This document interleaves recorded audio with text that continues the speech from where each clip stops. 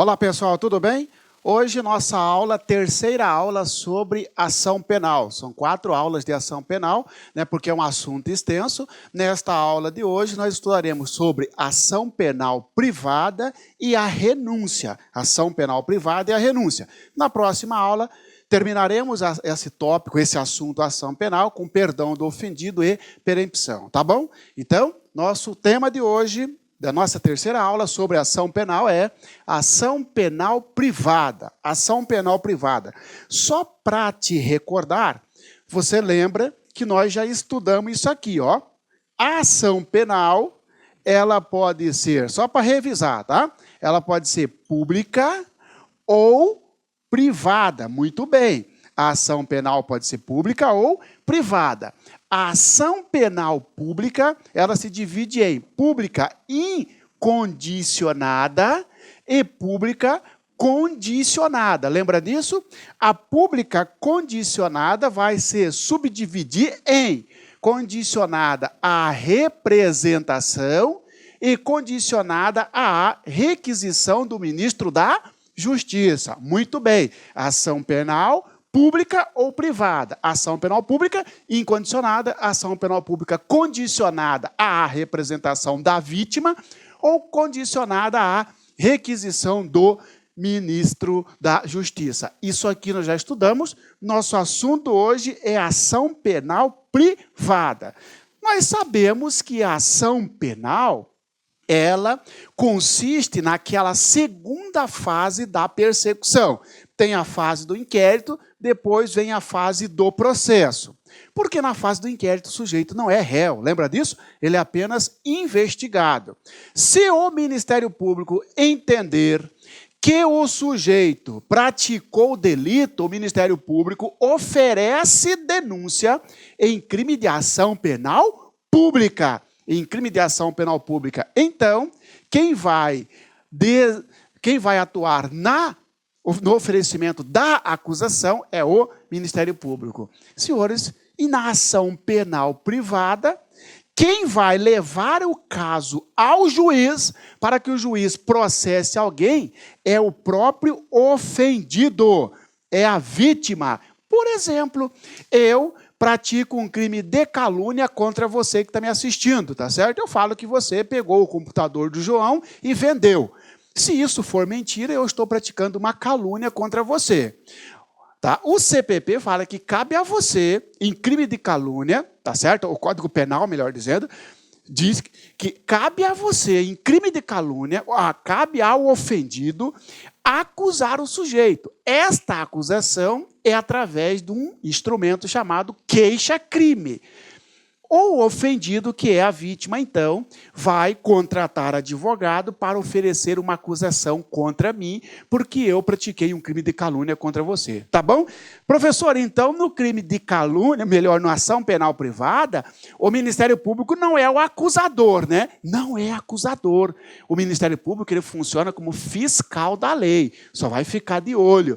Ele é o acusador na ação penal pública. Porque na ação penal privada, como o próprio nome já diz, é privativo. Melhor, é numa seara particular do ofendido. Cabe a ele, ofendido, se você quiser me processar por crime de calúnia, aí sim. Se você não quiser, o que tem a ver o Ministério Público com isso? Tá bom? Então, tá, nosso estudo é ação penal privada, tá certo? Então, voltando aqui na ação penal privada, tá? O conceito dela aqui, senhores, ó, é a ação penal em que o Estado transfere a legitimidade para a propositura da ação penal, à vítima ou a seu representante legal. Tem pegadinha aqui, tem pegadinha, ó. Sobre a ação penal, indique a alternativa correta. Letra A. A ação penal é aquela em que o Estado transfere à vítima o direito de punir. Falso! Falso, cuidado, hein? Só o Estado tem direito de punir. Só o Estado tem direito de punir. Se eu praticar um crime de calúnia contra você, é de ação penal privada. Mas não significa que o Estado está falando para você, pode punir o Marciano, então você pode contratar pessoas para me açoitar, porque pode punir o Marciano, ou então se prende eu na sua casa. Não, o Estado não transfere o direito de punir para o ofendido. O Estado transfere o direito de acusar, que era do Ministério Público, que é do Ministério Público na ação penal pública, e passa para o ofendido na ação penal privada. Então, cuidado. Letra A. A ação penal privada é aquela em que o Estado transfere o direito de punir ao ofendido ou ao seu representante legal. Falso. O correto é, a ação penal privada é aquela em que o Estado transfere o direito da iniciativa da ação. Ou seja, cabe a você, é iniciativa seu, me acusar ou não. Se você não pretende me acusar, acabou. É aquela em que o Estado transfere a legitimidade para a propositura, para entrar, para propor a ação penal à vítima. Transfere a propositura da ação penal para a vítima ou para o seu representante legal. Tranquilo? Beleza? Sendo que esta função, lá na ação penal pública, é do Ministério Público e na ação penal privada é do sujeito. Mas, professor, quando se fala isso, me explica o seguinte, ó, aqui tem um inquérito policial, depois vem o processo, professor. Onde que a vítima entra aqui nessa fase? A vítima, por exemplo, eu caluniei você, você procurou a delegacia. Você já não exerceu o direito de ação quando foi lá na delegacia registrar boletim de ocorrência para iniciar o inquérito ou o termo circunstanciado? Não. Não, porque na delegacia você não foi fazer a acusação. Você foi levar um fato, você foi registrar um boletim de ocorrência, você foi levar uma notícia crime. O que, se você quiser que o Marciano vire réu, vire, nesse caso, querelado, você tem que oferecer uma acusação perante o juiz e não perante o delegado. E esta acusação chama-se queixa-crime. É aqui sim que estamos falando de ação penal, porque é a segunda fase, tá bom?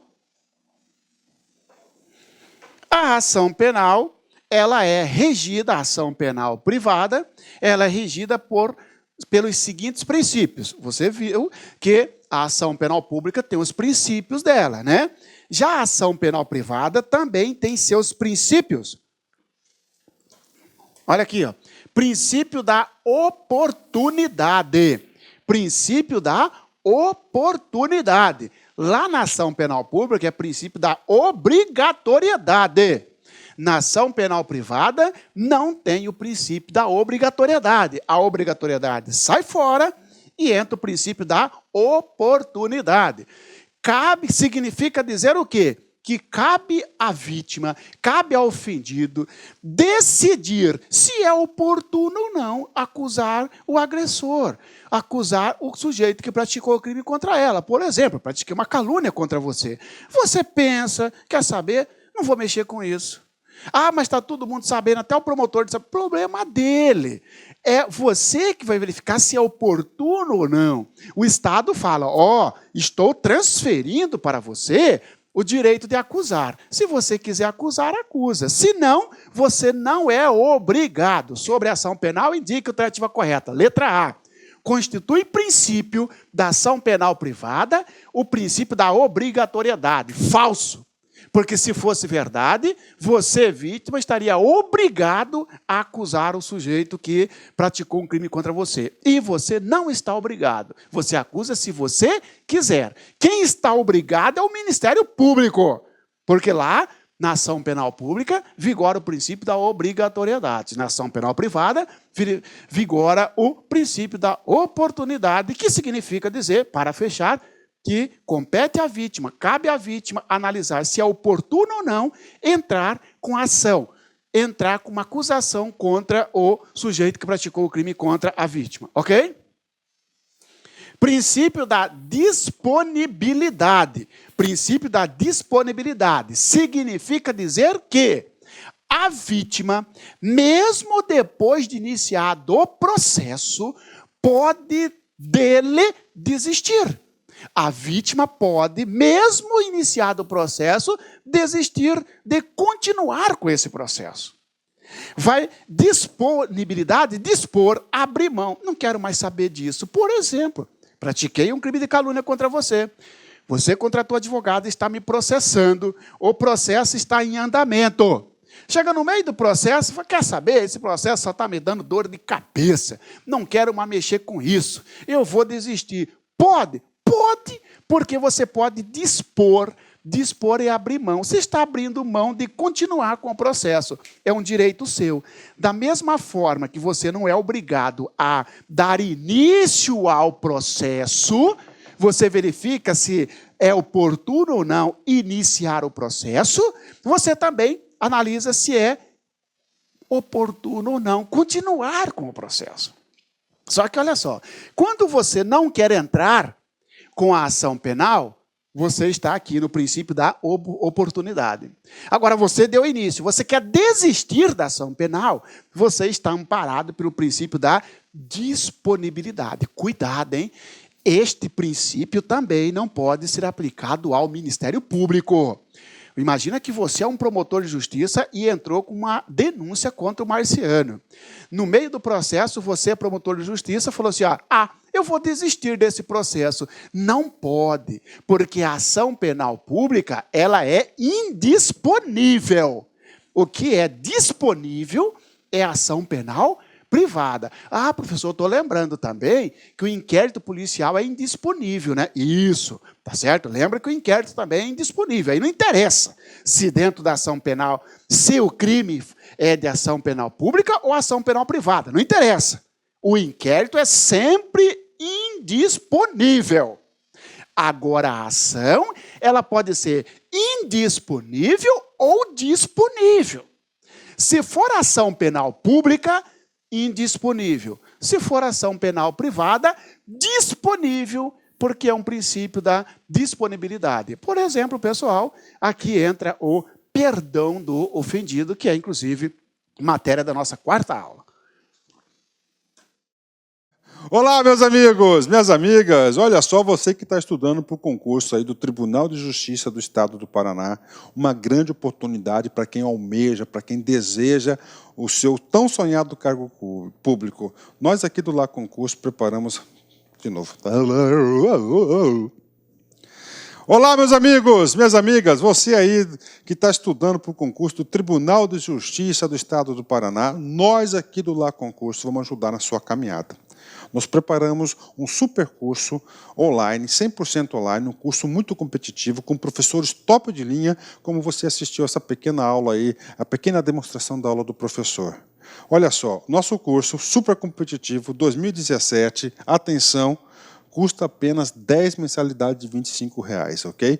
10 mensalidades de R$ 25,00. Hoje, nós temos mais de 200 horas de videoaulas para você. Que eu tenho certeza, se você seguir as nossas orientações pedagógicas, se você seguir o nosso personal coach, você vai chegar lá e conte conosco. Forte abraço, fica com Deus e espero vocês aqui no LAC Concurso. Tchau, tchau. Clique lá.